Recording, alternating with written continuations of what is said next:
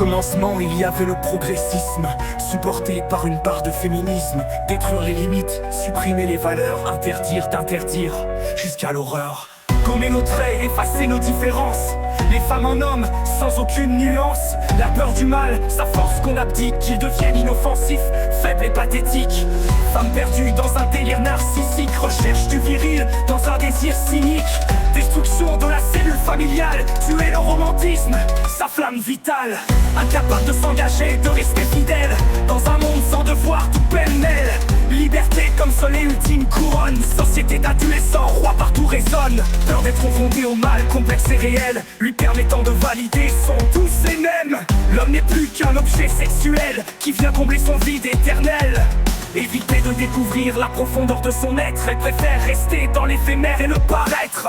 Époque parsemée d'âmes égarées, droguées aux anxiolytiques pour la supporter. L'homme, agresseur ou discret, gentilhomme, force brute, mêlé de sensibilité, écartelé. Il a son rocher à pousser, attentif au bonheur de sa dame, sans jamais devenir infâme. Le père et la mère dans le foyer sera, et dans l'étreinte, la bête et la putain.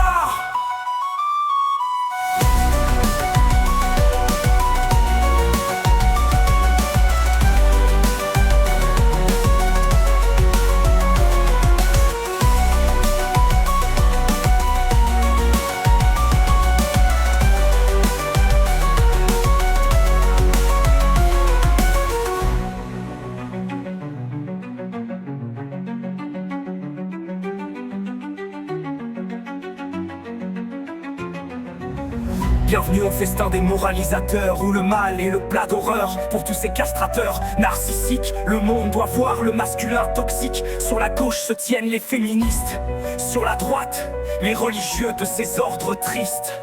Des foudres divines ou du babillage de starlettes, vomissant sans discontinuer la même litanie désuète, pour faire des chevaliers servants des soumis pantelants.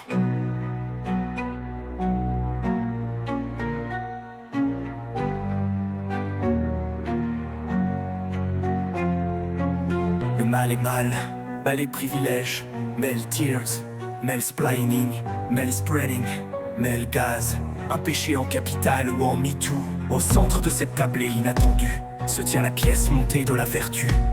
Réunion des moralisateurs du mal, pour qui l'homme n'est qu'un être infâme. Au menu, voici notre sélection. Nous avons du vieux cochon, auguste adorateur, des courbes féminines mais raffinées pour les féministes. Nous avons du jeune célibataire involontaire, ne trouvant plus aucune poésie chez la jante féminine, de nature plutôt romantique. Il est dégoûté, la femme ne doit plus être objet de désir. La beauté est supprimée des publicités, on la cache derrière des foulards, on la trappe de masculinité.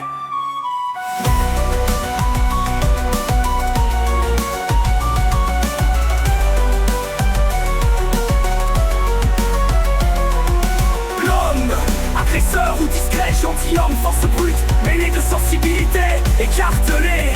Il a son rocher à pousser, attentif au bonheur de sa dame, sans jamais devenir infâme. Le père et la mère dans le foyer sera, et dans l'étreinte, la bête et la putain.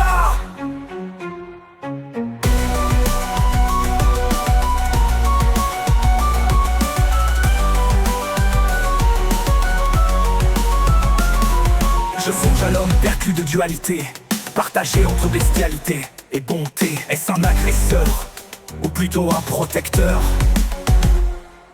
À tous les prétendants à la bonté parfaite, je ne vois qu'une hypocrisie bien faite. Fuyons les bonnes gens pétris de hauteur, remplis de mépris pour les mauvaises mœurs, se fantasmant être purs de lumière, pour cacher honteusement leurs envies perverses. Cherchons d'abord la poésie dans nos vies, même si nos perverses sont parfois la vilie. Conservons un ensemble de valeurs, pour ne pas nous éloigner de notre cœur. Il est important d'accepter nos deux facettes, capable d'amour comme d'être une bête. Nos valeurs ne sont pas là pour nous renier, mais pour garder le cap sur notre sentier, mettre des barrières à notre obscurité.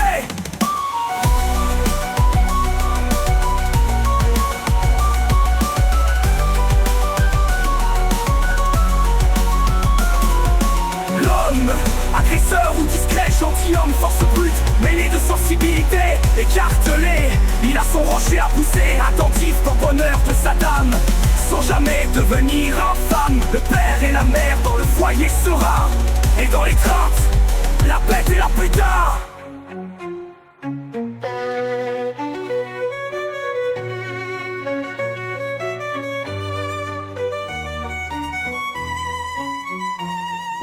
Parlons maintenant de mon modèle d'homme, le désormais trop oublié gentilhomme. Depuis toujours protecteur de nos terres, arborant bravoure et valeurs identitaires. Rempli d'amour et de courage, il dessine un pays rayonnant où l'amour domine. L'homme bâtit un foyer, la femme l'embellit, créant ensemble un nid d'amour épanoui.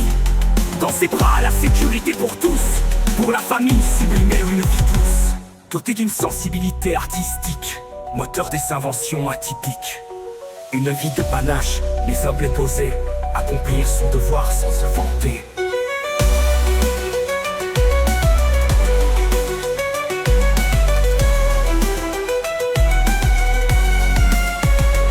Avec bienveillance, il s'engage, reste fidèle. Dans le silence, sa force est éternelle.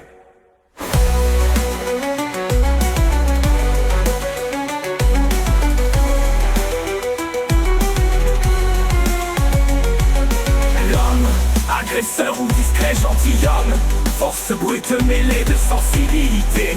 Écartelé, il a son rocher à pousser, attentif au bonheur de sa dame, sans jamais devenir infâme. Le père et la mère dans le foyer serein et dans l'étreinte. La prendre tendrement dans ses bras, lui parler tout bas, lui dire des mots d'amour, des mots de tous les jours.